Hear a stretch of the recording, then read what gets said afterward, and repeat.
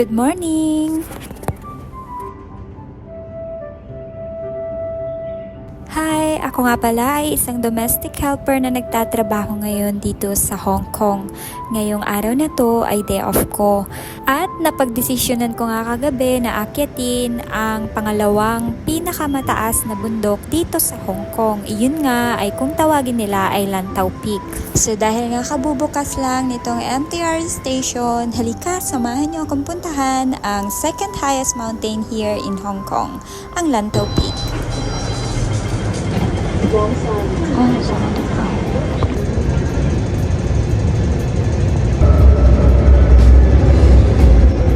From West Kowloon, babiyahe ako papunta sa Tung Chung at mula sa Tung Chung, sasakay ako ng bus papunta kung saan aakyatin ko ang bundok ng Lantau Peak.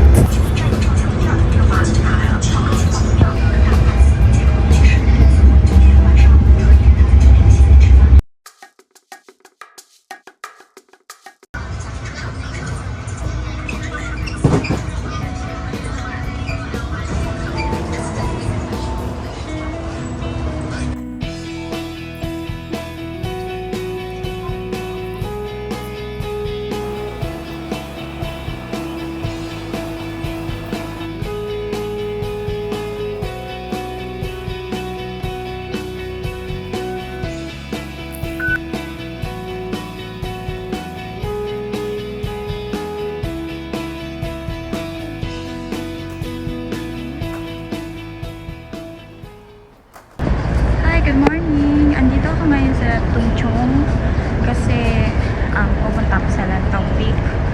So, napuntahan na namin yung Lantau Peak dati, pero pupunta uli ako sa ibang daan naman. So, mag-isa lang ako today.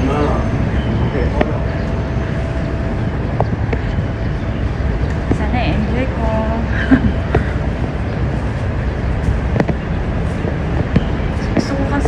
I-try uli na akyatin yung Lantau Peak dahil last time na umpat kami sa Lantau Peak, saglit na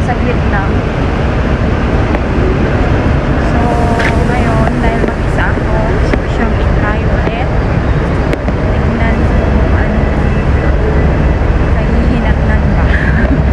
Mula Tung Chung Station, pupunta po ako sa sakayan ng bus. Hahanapin ko po yung number 11 or 3M na papunta po paakyat sa Lantau Peak.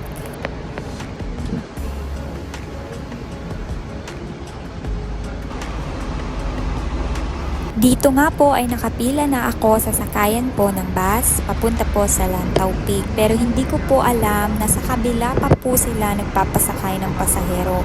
So kami pong mga nakapila ay tumakbo para mahabol po yung papaalis na bus.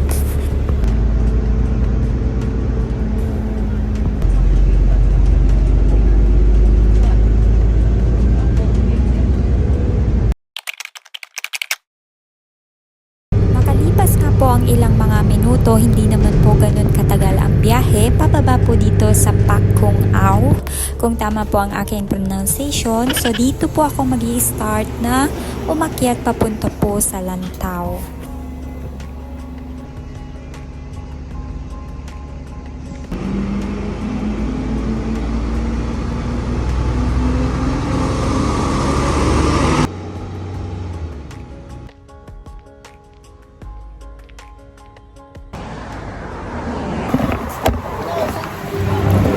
Good luck!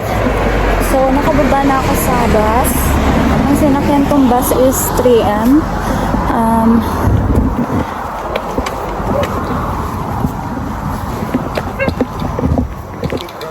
Tumawid ako papunta dito para makaakyat ako sa Lantau Peak. Eto nga po palang binabaan ko papaakyat sa Lantau Peak. Ang katapat niya po ay yung paakyat naman papunta sa Sunset Peak. So tara, simulan na natin ang ating adventure.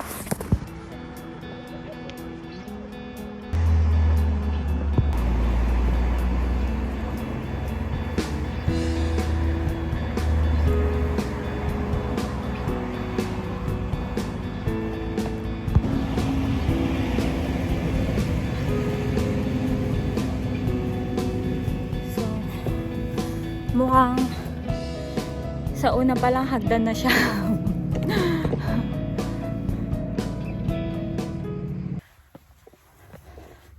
Etong Lantau is the second highest peak dito sa Hong Kong. So, naakyat ko na to dati. Kasama ko yung mga dati kong group of friends. And then, iba yung dinaanan namin kasi nagpunta kami sa West Dog Teat papunta sa Lantau. Kaso, saglit lang kami nung time na yun kasi pagod na kami dahil galing na kami sa West Dogs Teat. So ngayon, parang naisip ko kagabi na balikan pero sa ibang daan naman. Kaya ito, pinuntahan ko siya.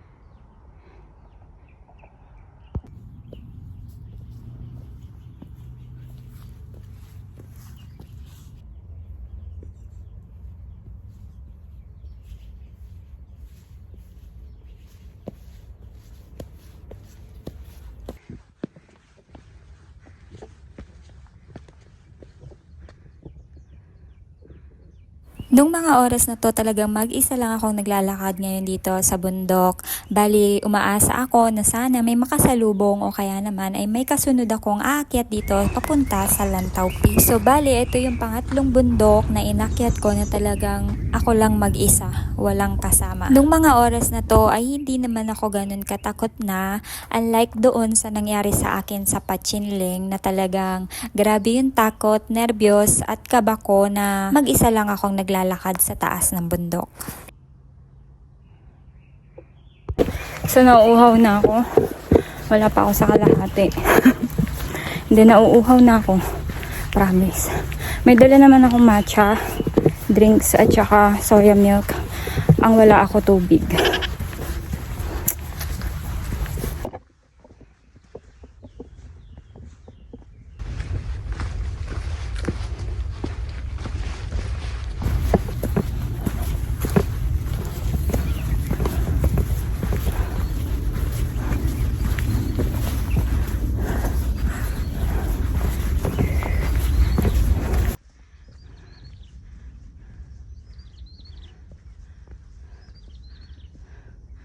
So doon pa ako pupunta.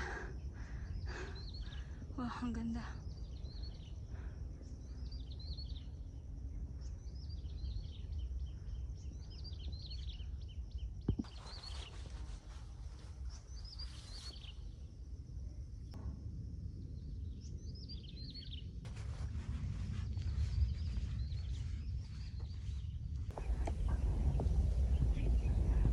Iyan nga palang natatanaw nyo ay ang tinatawag nilang sunset peak. Iba pala talaga ang mafe-feel mo kapag naging libangan mo ang pag-adventure, pag-hike.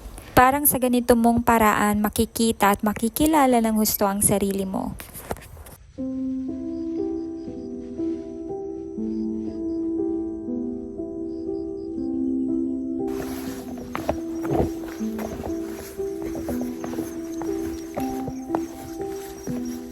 I'm hungry na.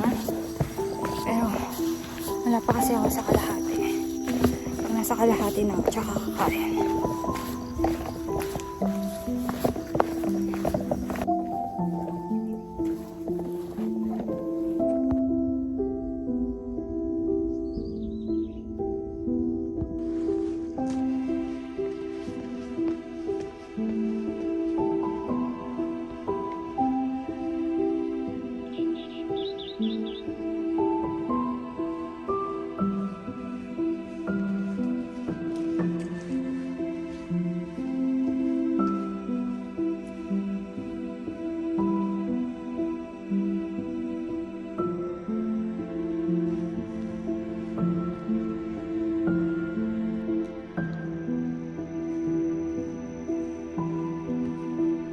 Pagkalagpas ko nga dito sa malaking bato, banda sa gilid, bali nag-decide ako na tumigil saglit para ilagay na yung protection ko sa tuhod.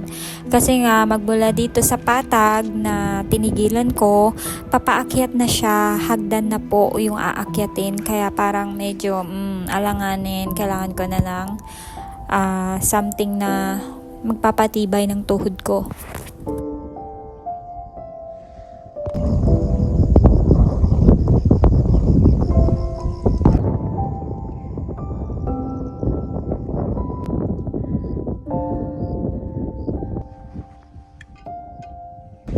Pahinga ako saglit.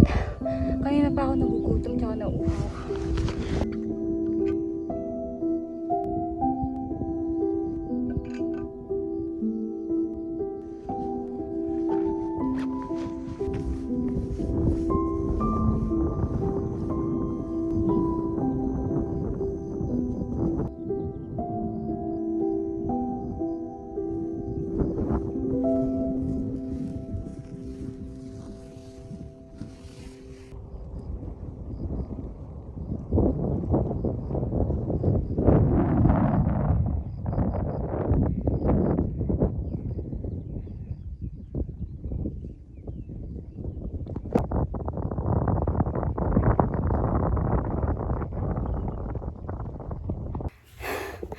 Hingal na hingal ako.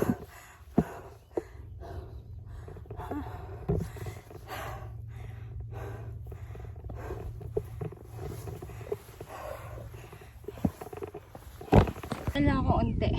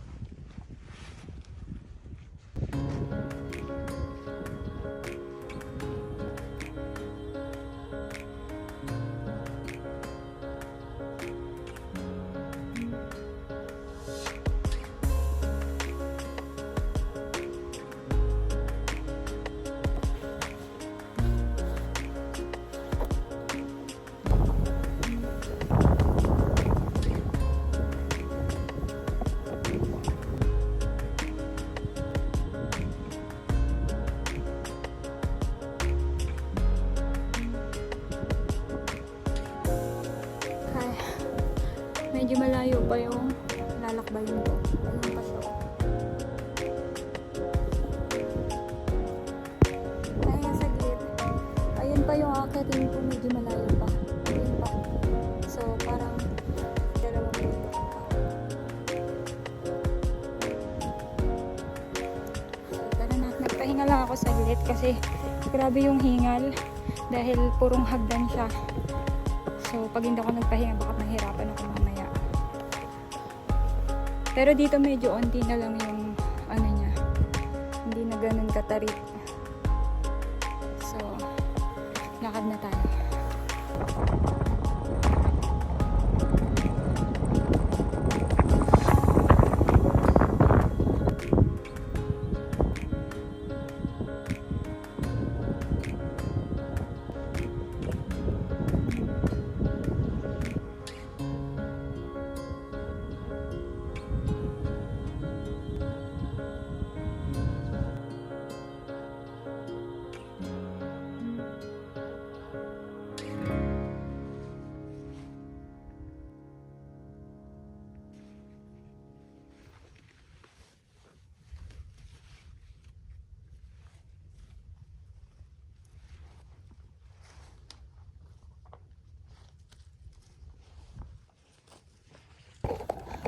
Hi guys, sobrang init.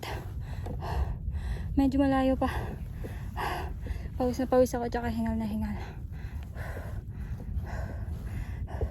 Inuman akong tubig. Nagsasimula na naman yung foggy.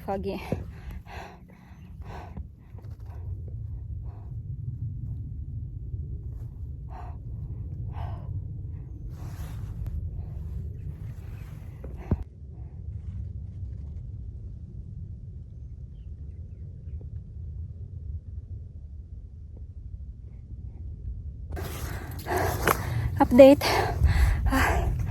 Narating ko na siya. Ayun na. Nakita ko na yung trigo.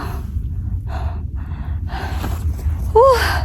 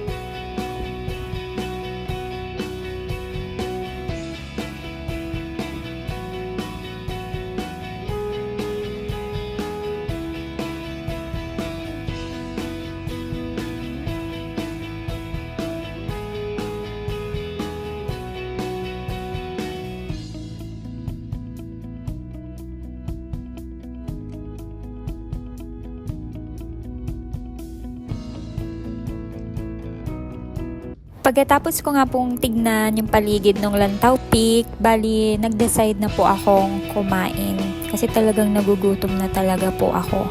So, binigyan ko muna yung sarili ko ng mga ilang minuto para makapag-rest bago po ako bumaba. Siyempre, in-update ko din yung aking jusawa para aware siya kung nasaan na po ako.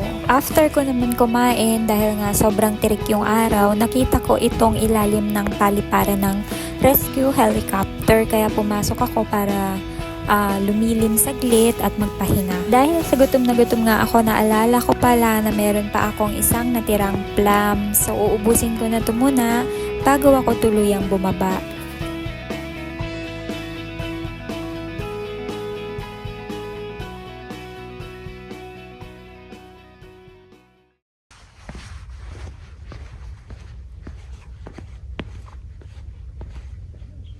Na naman to guys.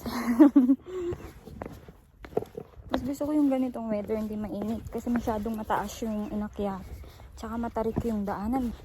Tapos pag mainit medyo mahirap kasi nga onti lang yung masisilungan.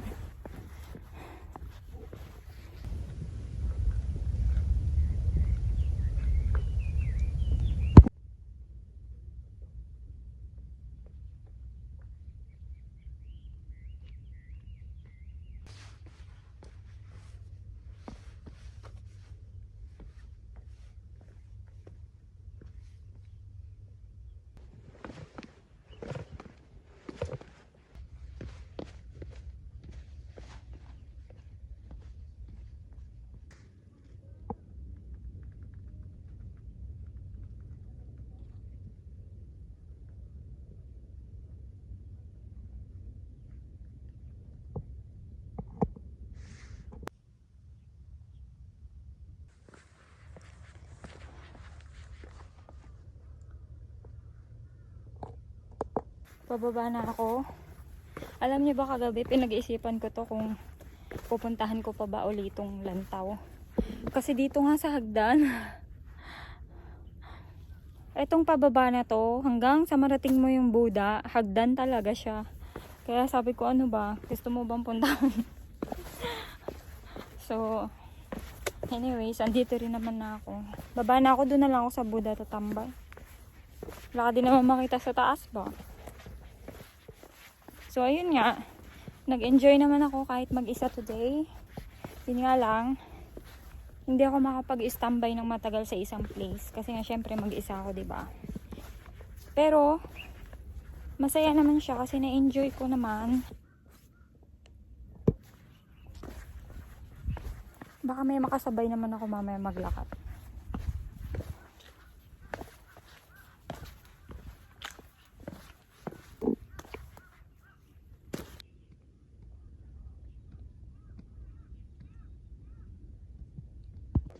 现在你觉得你还可以，你还行，是吧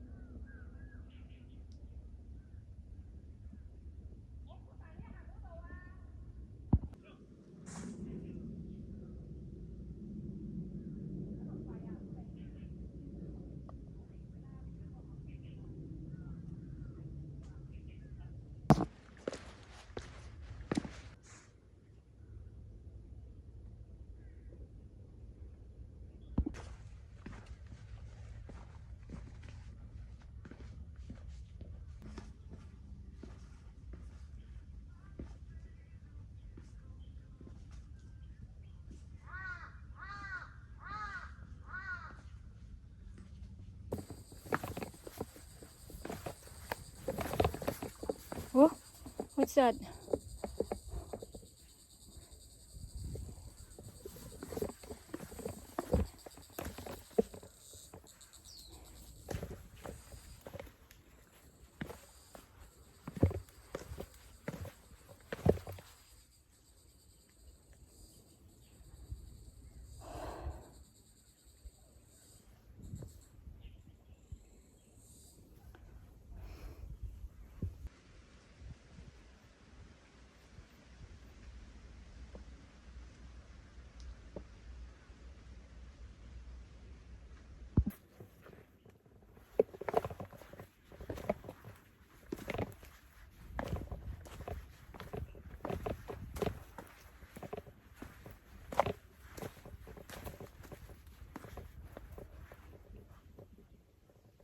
Totoo, nagsishake na yung mga binti ko.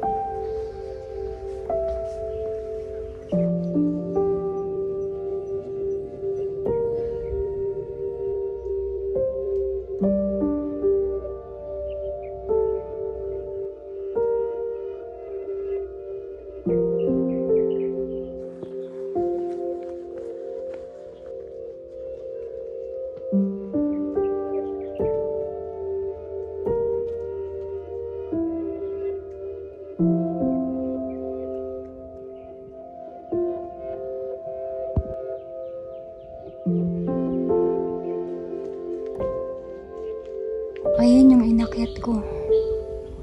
Taas.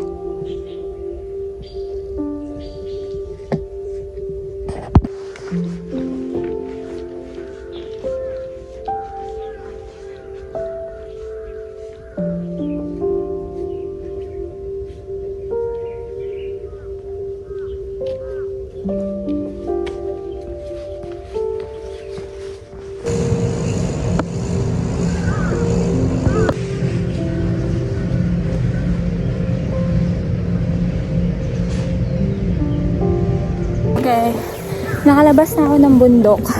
Nandito na ako sa may malaking Buddha. So, hindi pa ako uwi. Balakad dyan. Maaga pa. Alas 12 pa lang. Anong oras ako nag-start na umakyat sa bundok? Alas 7. 6 o'clock bumiyahe na ako papunta sa Tungchung. And then, from 6 o'clock, dumiretso na ako, sumakay ako ng bus. 7 o'clock ata, nakarating na ako sa, sa mismong akyatan sa may tabi nung Sunset Peak. Sabi ko sa inyo, hindi maano yung memory ko pag sa mga lugar-lugar. Kalimutan ko yung binabaan ko. So, ayun nga. So, 7, nag-start na ako umakyat. may nakasabay ako mga Indonesia. Ang gusto nila, sumabay ako sa kanila. Pero hindi kasi ako tumigil-tigil. Basta nagdire-diretso lang ako. Tapos pagka kailangan ko mag-video, mag-stop ako, ganun. Hanggang sa nakarating ako ng mga 10 something, 10:30.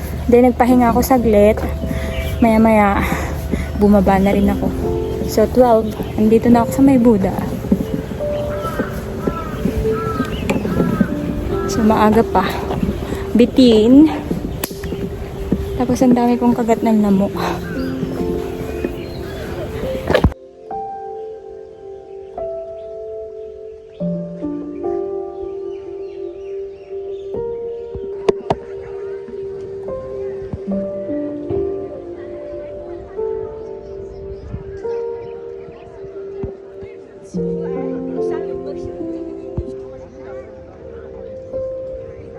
Habang naglalakad ako, bigla akong nakaramdam ng biglaang sakit ng ulo na hindi ko alam kung saan nagmula. So, dapat hindi pa ako uuwi. Ngayon nga napalabas na ako dito sa Big Buddha at dadaan ako sa Ngongping 360. Nag-decide na ako na dumiretso na pasakay ng bus. Paglabas nyo naman po ng Ngongping 360, madali nyo naman pong makikita yung sakayan o terminal ng bus. Hindi ko na nga po naipakita yung pinakadaan niya papunta po sa terminal dahil talagang kumirot na po ng gusto ang ulo ko.